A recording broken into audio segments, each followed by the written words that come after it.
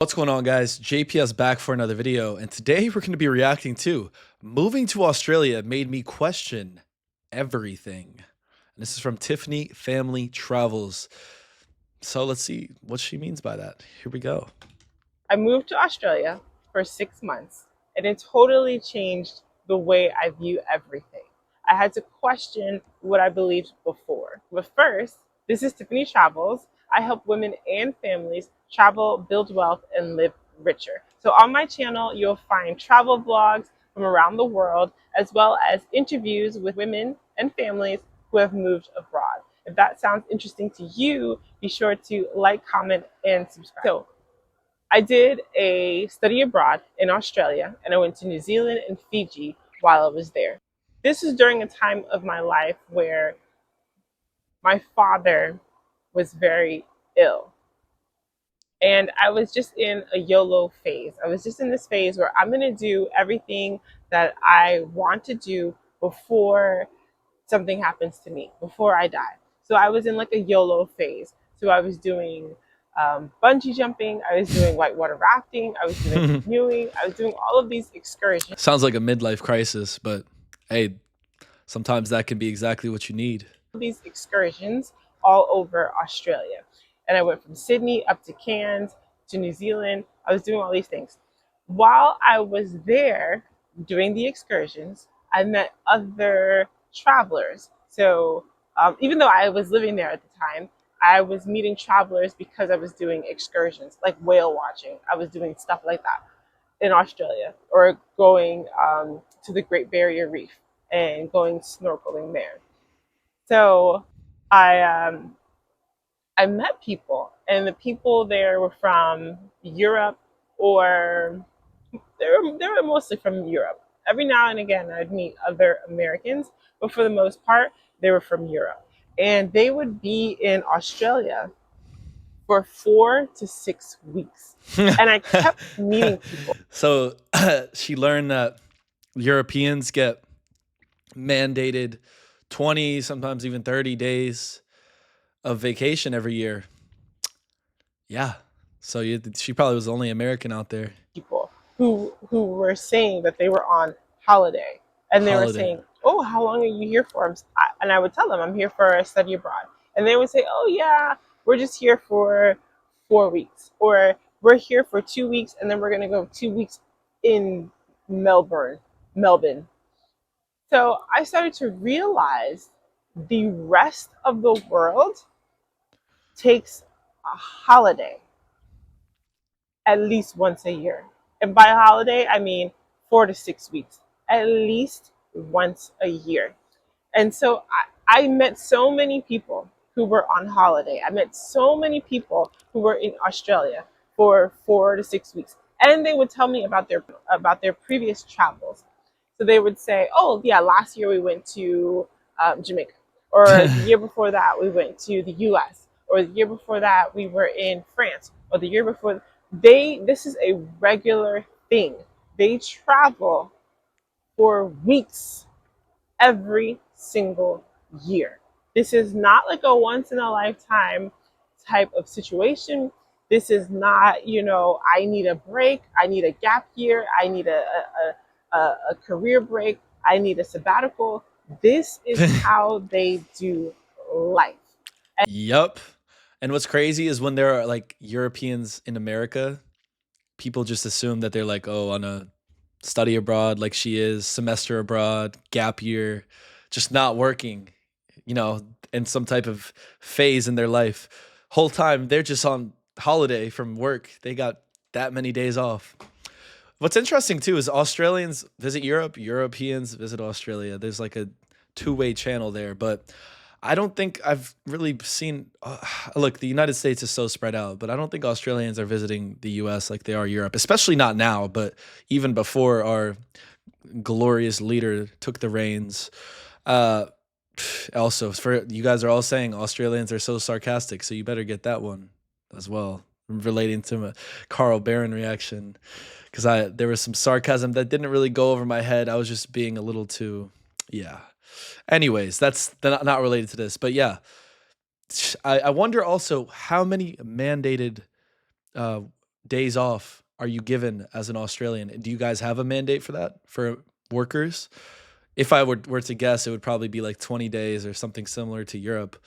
Because man, the Aussies that I see traveling throughout Europe, they're there for like 2 months, 3 months sometimes. I'm like, it's just Australians have such a a chilled way at looking at life. It's not like you have to rush into a career, have a family, and do all that. Like you can finish school and just travel. Like you can just with no plan.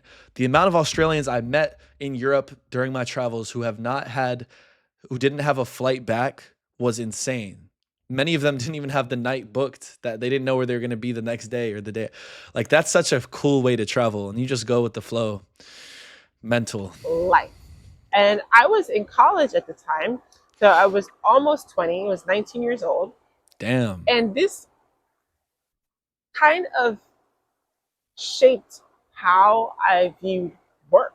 I was thinking to myself, we have it backwards in the US. Like why and the sun is coming out. So let me try to position myself so that I'm less in the sun. Yeah, this is just how they do life.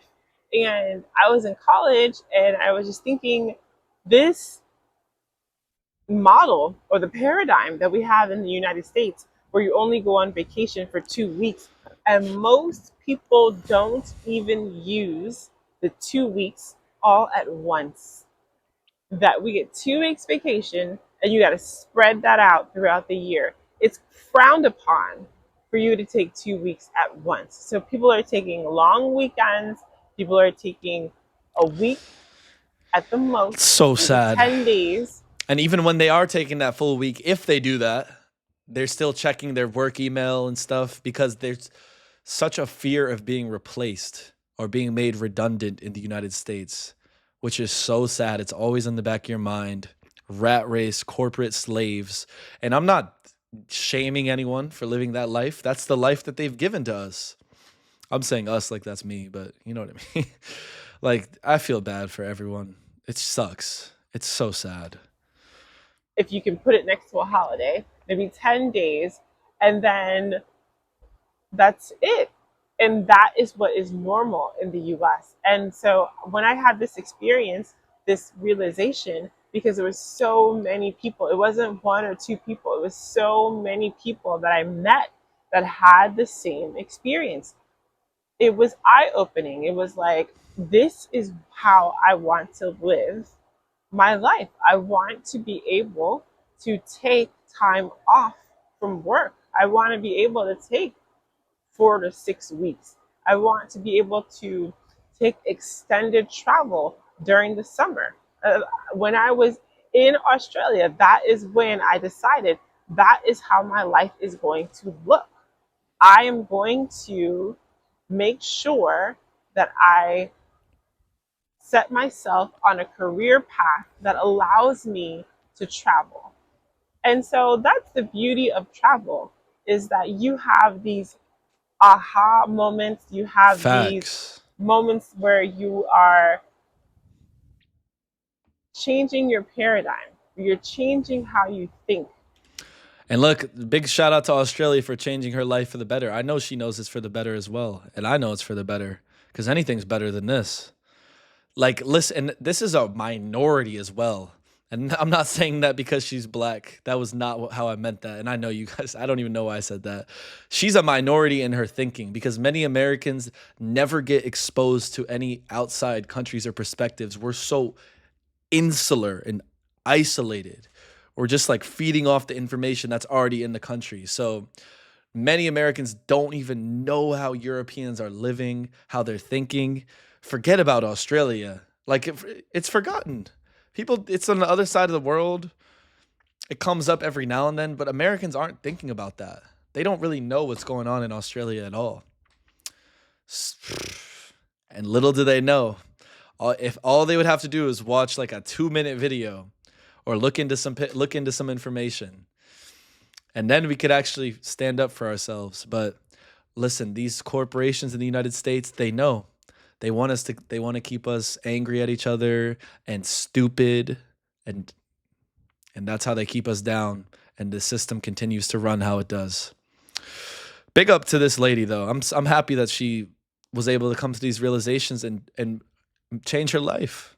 That's amazing. And it's a beautiful thing when you question or when you challenge what's normal.